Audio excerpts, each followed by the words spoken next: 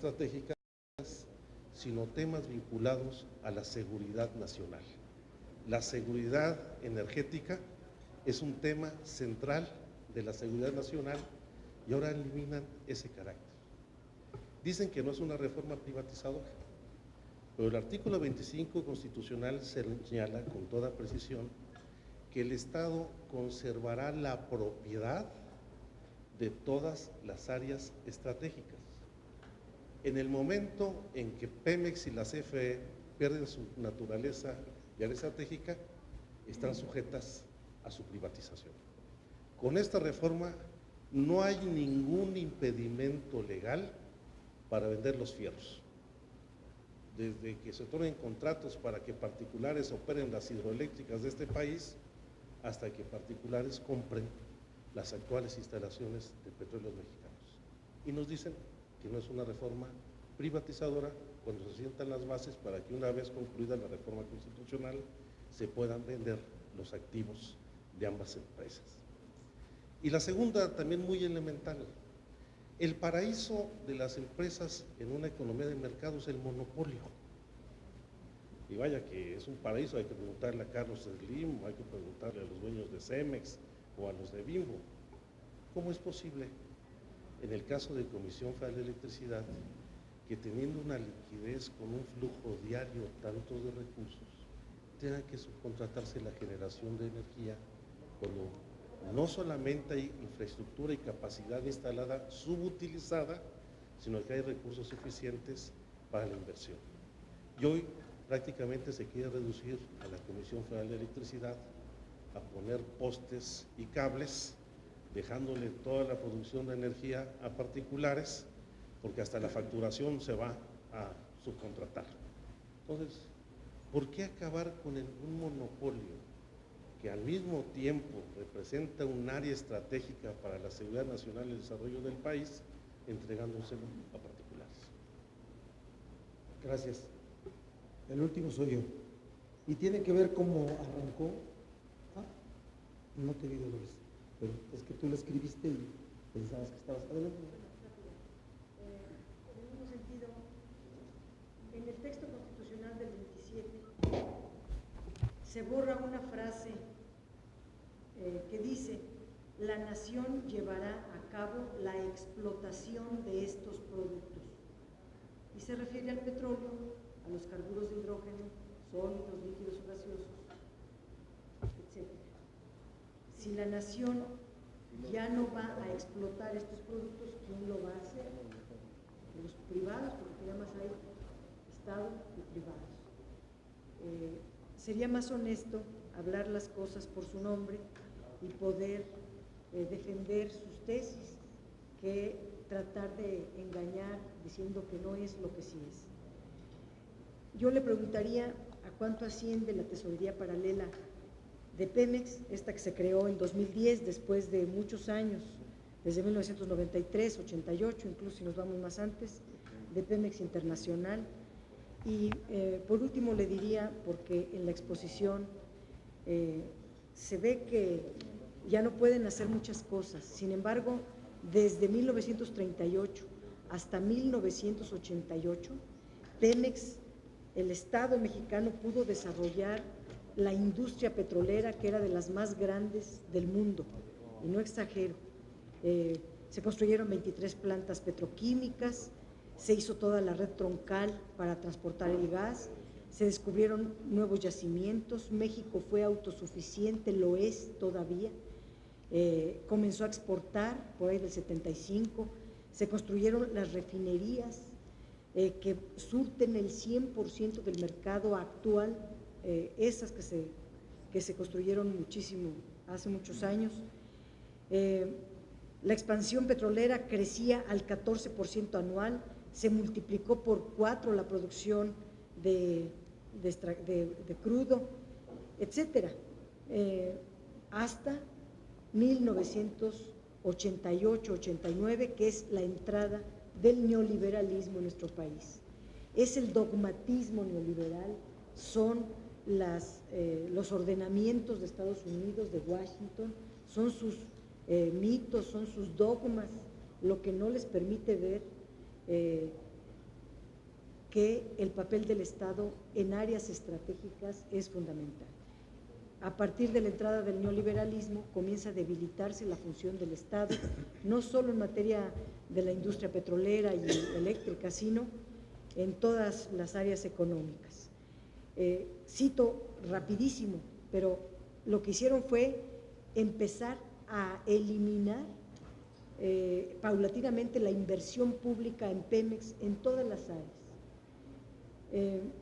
Hoy día dividieron a la empresa, vendieron la petroquímica, frenaron la producción de gasolinas, muchas tonterías que han venido haciendo desde el neoliberalismo, la entrada. Le aumentaron los impuestos casi en forma confiscatoria, lo endeudaron artificialmente, crearon superávits para secar el gasto de Pemex. Muchas cosas irracionales no se hacen en ninguna parte del mundo.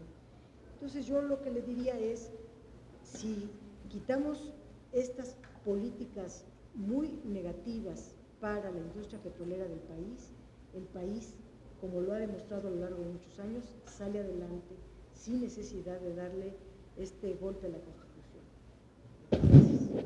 Gracias. Muy rápido, es el planteamiento original que hizo Fernando Mayans, lo que planteó Alejandro Encinas.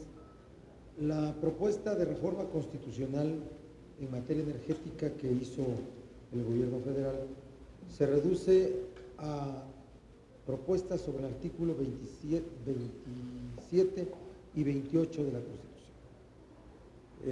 En el 28 lo que se establece es, desaparece de las actividades estratégicas el asunto de electricidad e hidrocarburos. Sin embargo, el artículo 25, que en la propuesta no se toca, en su párrafo cuarto, lo leo solo para ilustrar cómo se hace en el proceso parlamentario. Dice, párrafo cuarto del artículo 25 constitucional. El sector público tendrá a su cargo de manera exclusiva las áreas estratégicas que se señalan en el artículo 28, párrafo cuarto, manteniendo el gobierno federal la propiedad y el control sobre los organismos que en su caso se establezcan. En este caso, para hidrocarburos, petróleo y hidrocarburos, Pemex; para electricidad, CFE. ¿Y qué implicación puede haber si ya no hay obligación de mantener la propiedad sobre esos organismos? Pues de que se pueda vender Pemex y vender CFE en partes, que se vaya desmantelando mediante la venta de los activos, de la chatarra, de un conjunto de cosas que provoque el desmantelamiento de esas empresas públicas. Entonces, la pregunta al secretario, y con esto cerramos los planteamientos de nosotros para recibir las respuestas.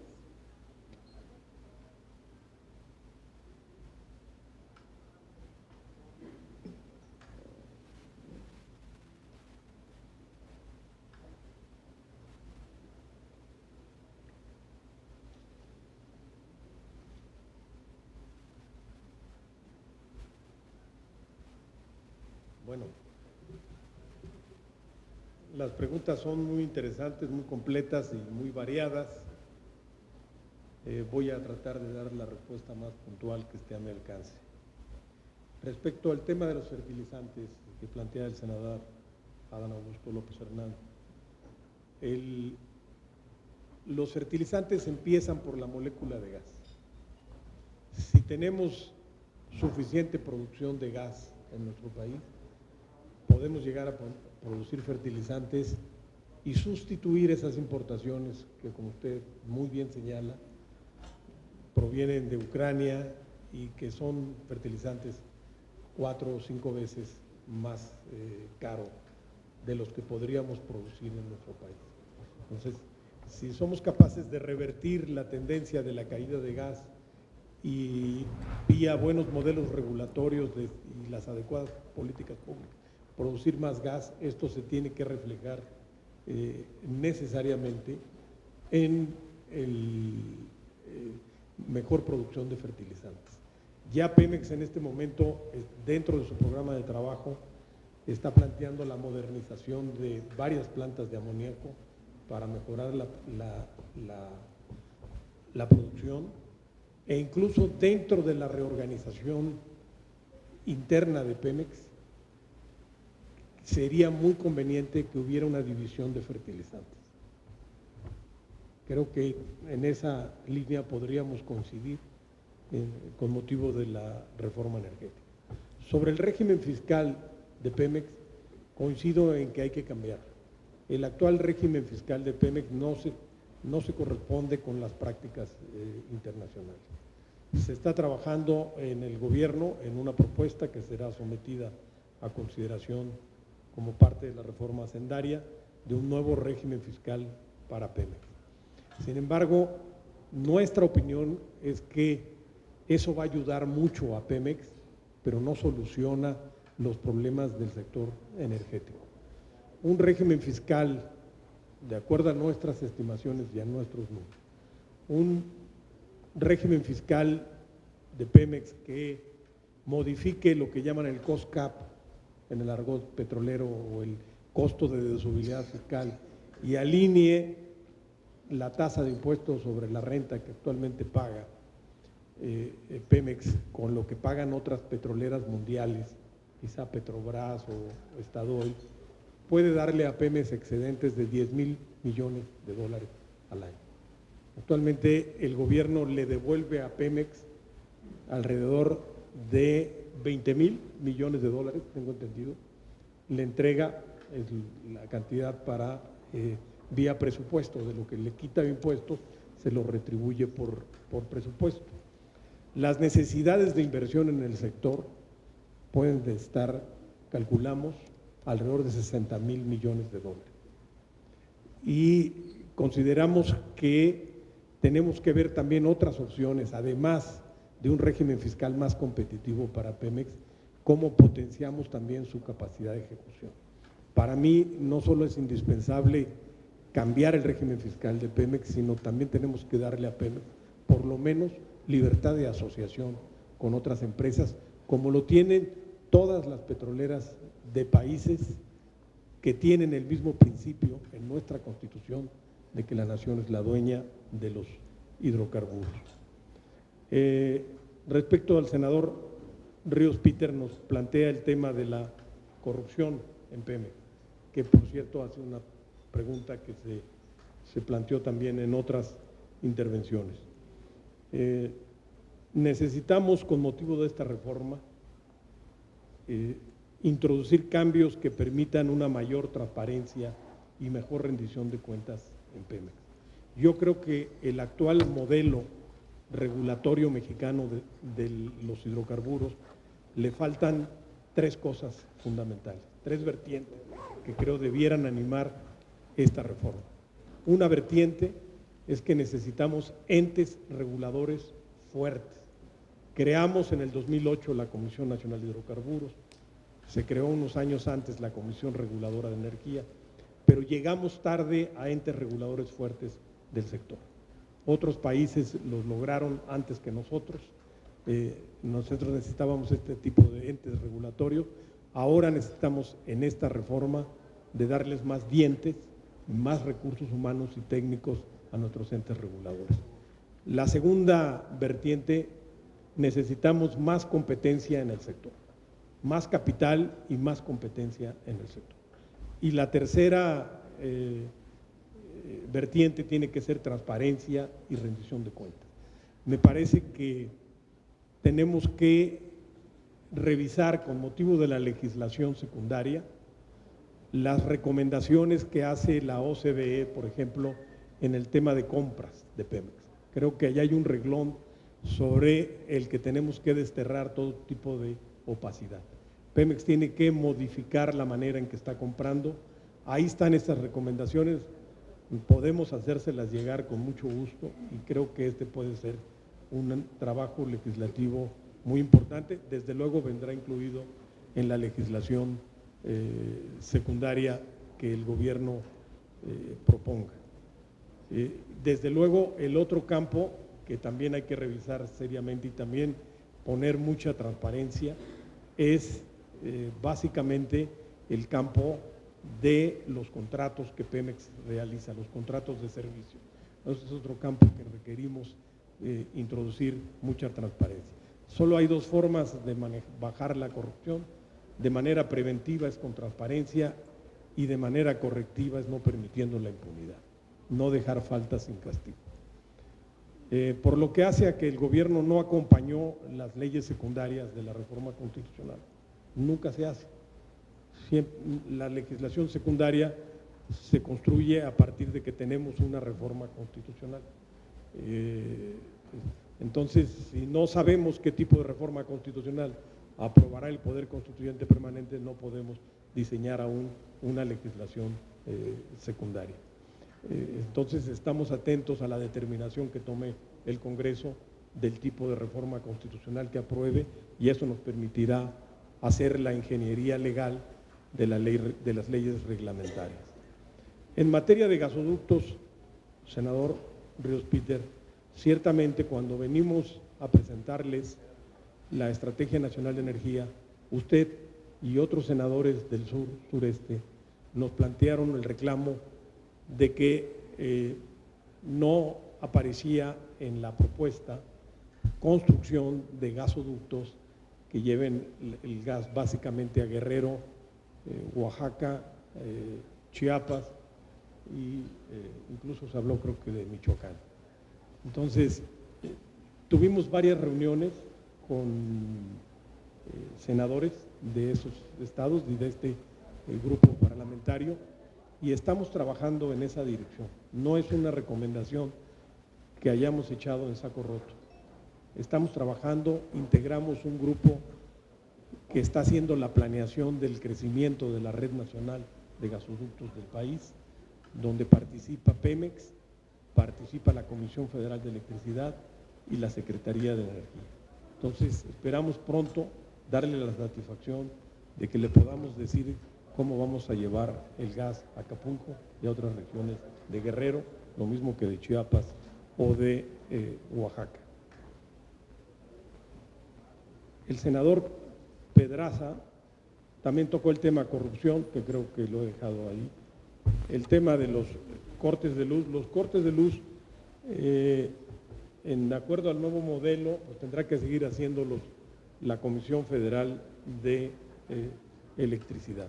No se contempla ahí nada de participación privada. Es un tema muy serio de pérdidas de CFE por la energía que no se cobra o la energía, los robos sociales. Tenemos pérdidas técnicas y tenemos pérdidas sociales en electricidad. Y les decía yo en la presentación que casi el 22% de la energía que genera el sector y la que le aportan los privados a CFE no está percibiendo un ingreso. Tenemos que encontrar una fórmula de entendimiento con los ayuntamientos que no pagan, y también con la gente tenemos que encontrar programas.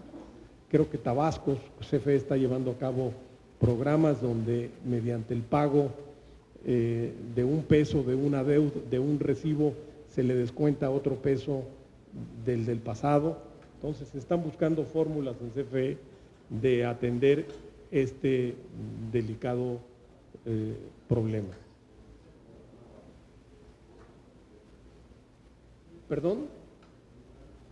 ¿Son empresas privadas? Bueno, le ofrezco revisarlo, este tema. No.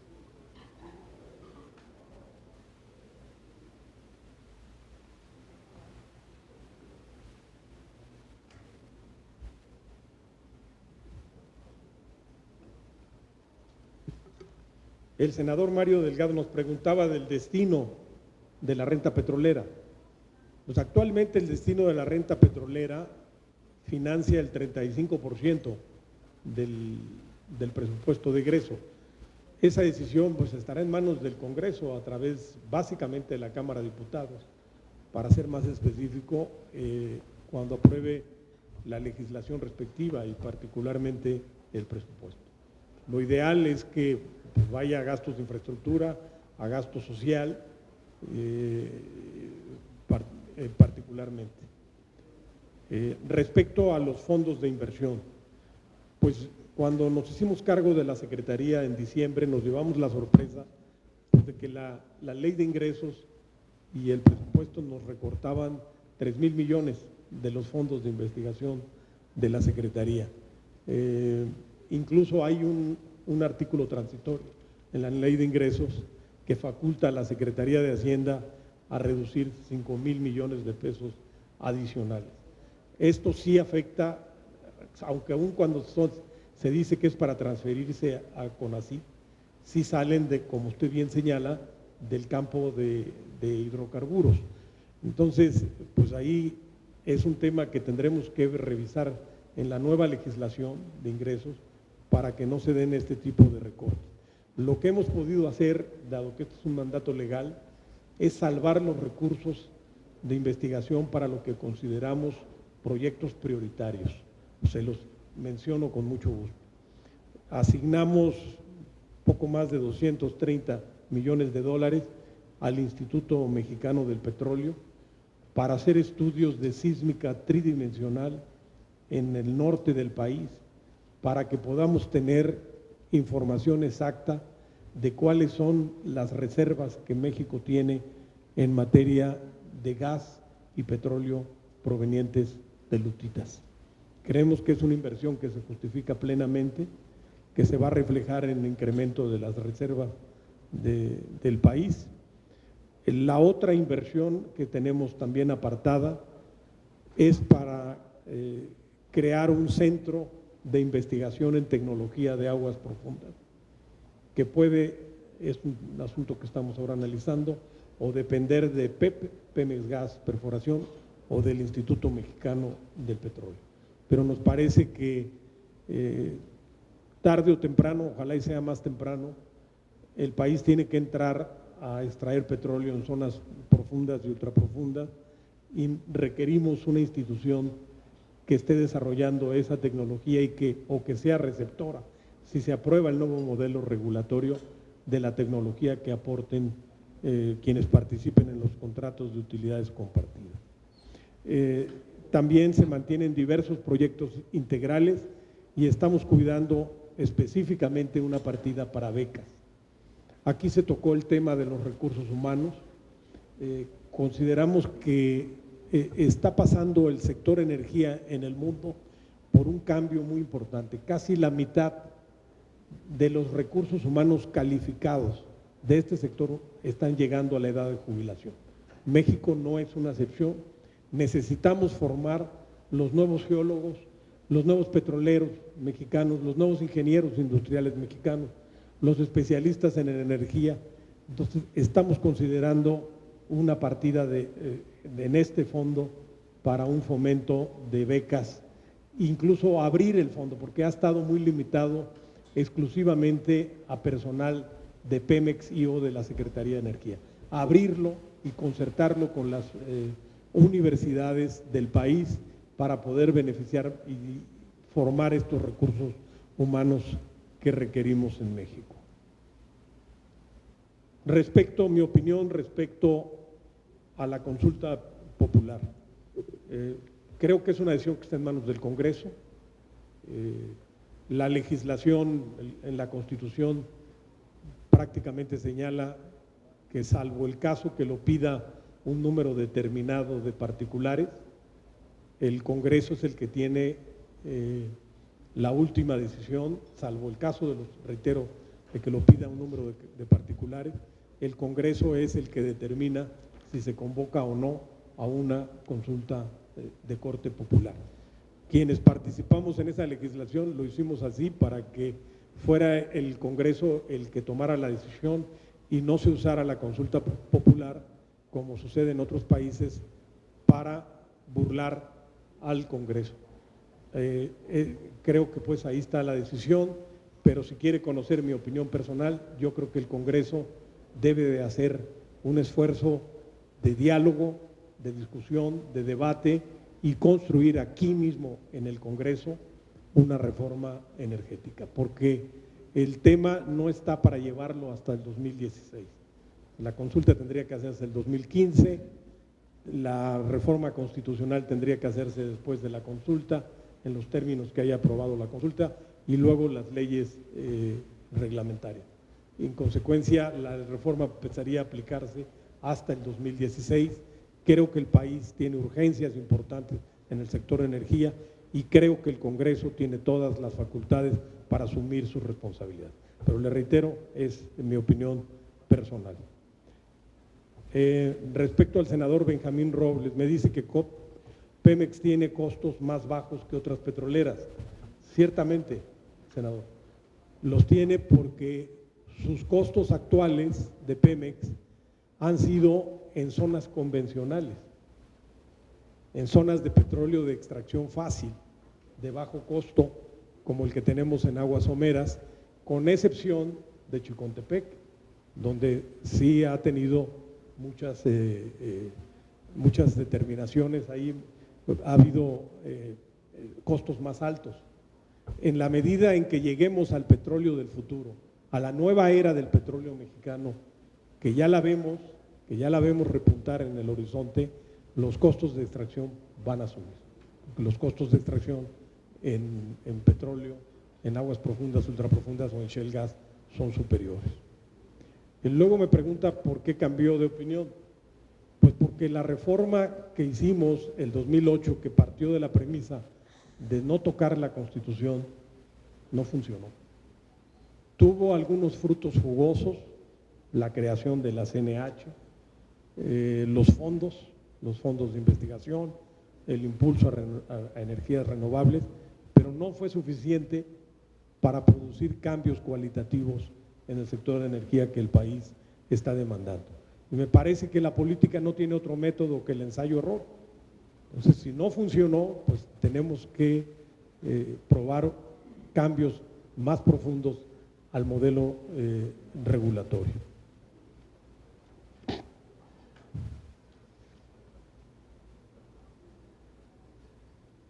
Sobre el senador Salazar nos preguntaba sobre tarifas eléctricas.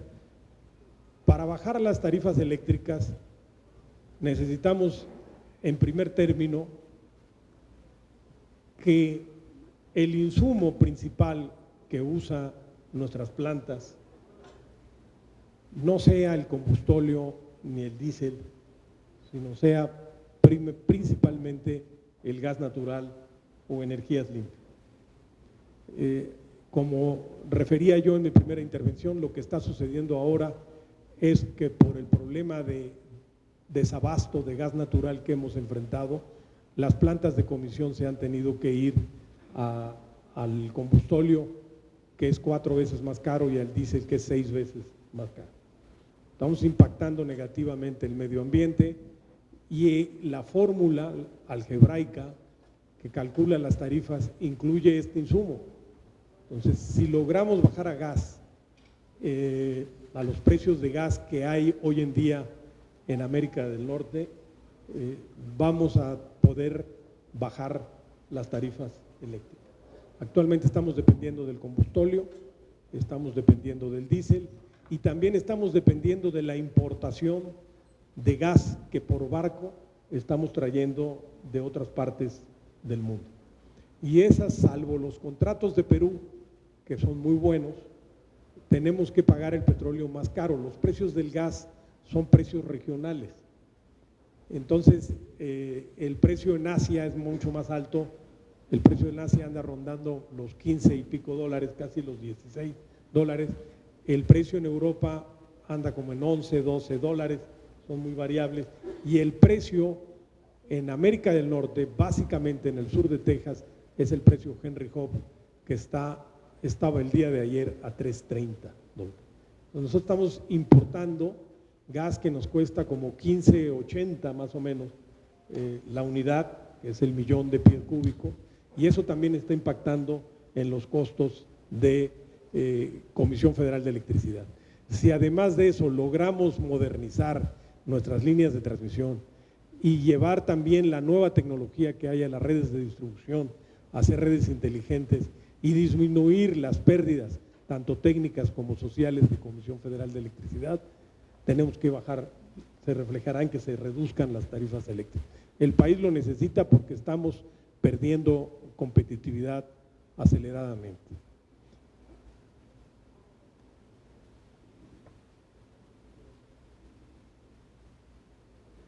Sobre el tema de gasoductos, creo que ya di respuesta.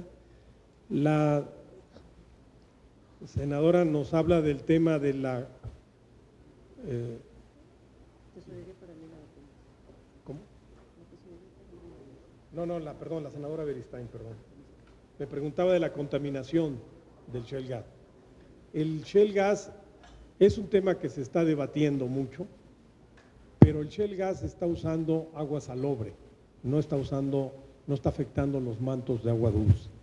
Yo hice una visita al sur de Texas para verlo, acompañado de los señores secretarios, y el manto de agua dulce, digamos, está a 500 metros y lo están extrayendo a 2.000 o 3.000 de agua que no es apta para el consumo humano. Además, por lo menos visualmente no se ve una contaminación. Sin embargo, no estamos cruzados de brazos en ese tema. Se está conformando un grupo de trabajo con la Semarnat y con el CONACYT para fijar en todo caso la normatividad ambiental que permita que si llegamos a explotar nuestras reservas de lutitas que tenemos en el norte del país, se haga con el menor impacto ambiental que sea posible. Me preguntó también sobre el tema de concesiones.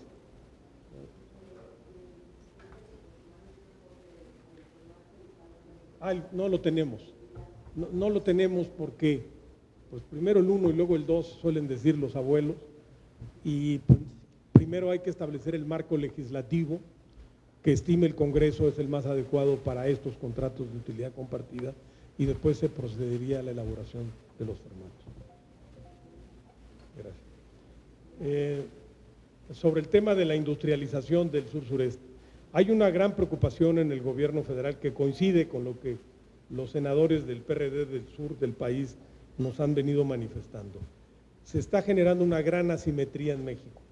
El desarrollo industrial del norte, ahora el del Bajío y del centro del país, en tanto el sureste se está rezagando.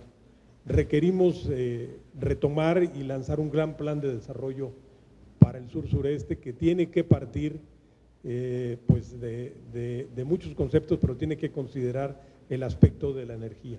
Si los beneficios de tener gas barato se dejan solamente para el norte y centro del país,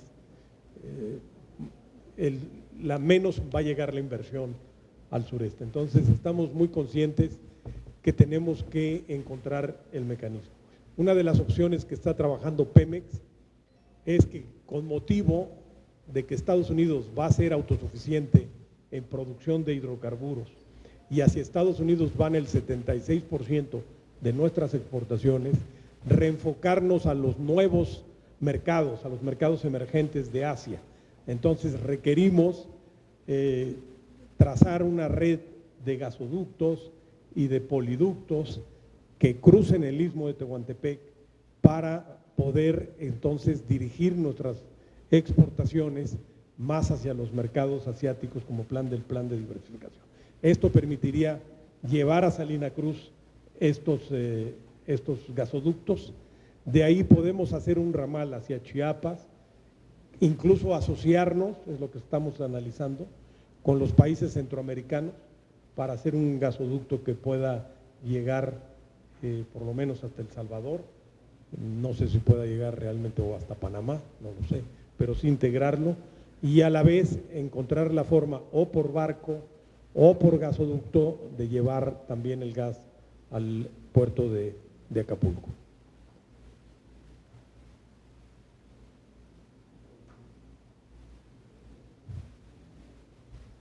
El senador Mayans nos habla de los cambios constitucionales al artículo 28. La intención de la reforma que propuso el gobierno federal es dejar el modelo regulatorio de la explotación de hidrocarburos en los mismos términos de la reforma constitucional de 1940 del presidente Cárdenas.